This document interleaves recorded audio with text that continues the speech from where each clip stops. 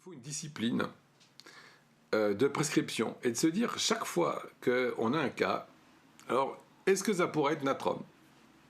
Question bête, mais regardez si ça pourrait pas être natrum. Deuxièmement, est-ce qu'éventuellement ça pourrait être thuya? D'accord, regardez thuya. Et si c'est pas natrum aussi, pensez à regarder ignatia. Souvent ces trois-là sont tellement secrets, tellement avec comment je pourrais dire, des masques qui sont composés que c'est très difficile de faire un diagnostic précis de tout ça. Donc vraiment, je relance les mises en garde, c'est très difficile à prescrire. Bien souvent, vous pouvez vous réveiller un beau matin, vous avez vu votre patient, comme c'était le cas de ce que je vous ai énoncé sur le cas de cette jeune fille, et vous ne voyez pas le thuya, vous ne l'envisagez pas. Donc du coup, je crois que par mesure de discipline, pensez à évoquer systématiquement thuya. Est-ce que je ne suis pas en train de me faire promener par de l'apparence? Alors, l'un d'entre vous m'a posé la question, je vais peut-être y répondre tout de suite, si vous permettez, si vous prenez un instant. Où est-ce Voilà, c'est Pascal. Pascal qui me dit ceci: Coulter dit que Kent énonce que thuya entend des voix. Et d'être sous influence de quelqu'un d'immatériel, peut-on alors rajouter thuya dans ces rubriques et l'envisager si on pense à Crotalus cascavella? Bien sûr, c'est ce que je vous ai dit dans le cours. À mon avis, vous pouvez rajouter largement thuya dans le sentiment d'être sous le contrôle d'un surhomme. Vous voyez, c'est toute cette notion de je suis contrôlé, ce qui est d'ailleurs plus ou moins le cas de la réalité, c'est ce qui se passe.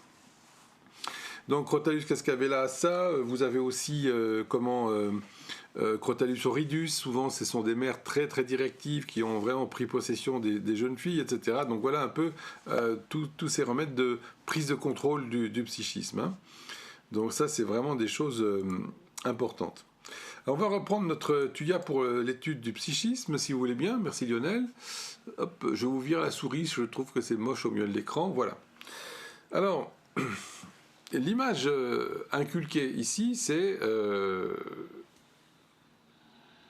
je dois rendre aux autres, faire apparaître un masque, de sorte que je me cache littéralement derrière ce masque. Alors ici, le processus est bien qu'apparenté, mais différent de celui qu'on a vu dans Silica, qui est le cours précédent, et celui qu'on a vu aussi, je crois, dans Veratrum, depuis le temps que je vous en pense. Que je vous en parle, pardon. Il y a vraiment ces deux remèdes ici avec thuya, Silica, Veratrum, thuya, qui sont tellement basés sur l'image que je suis obligé de vous faire un mini topo. Silica, je vais lire, c'est la version soft. Alors, certains d'entre vous pourraient largement, si vous voulez, ne pas être d'accord avec cette analyse, ça ne me dérange pas, ça alimentera la discussion, mais l'idée dans Silica, c'est je vais être la bonne fille, je suis intégré dans la famille, et je vais essayer vraiment de donner l'image qu'on voudrait que je puisse donner, d'être la parfaite petite étudiante, la gentille jeune fille, la fille appliquée. C'est vraiment le terme, je crois, on dit la fille de bonne famille. Voilà. Et je crois que la fille de bonne famille, ça résume tout à fait Silica, dans le sens qu'il reste attaché à la famille, le groupe, la vision du groupe est intéressante, on ne peut pas trop se départir de l'opinion des parents, etc. Et bien qu'il y ait cette espèce de conformité à l'image qu'on attend d'eux, il y a néanmoins de la résistance qui va être développée passivement par le fait de ne pas changer la vie, d'être têtu, etc. Donc ça, vous avez ici l'image de Silica.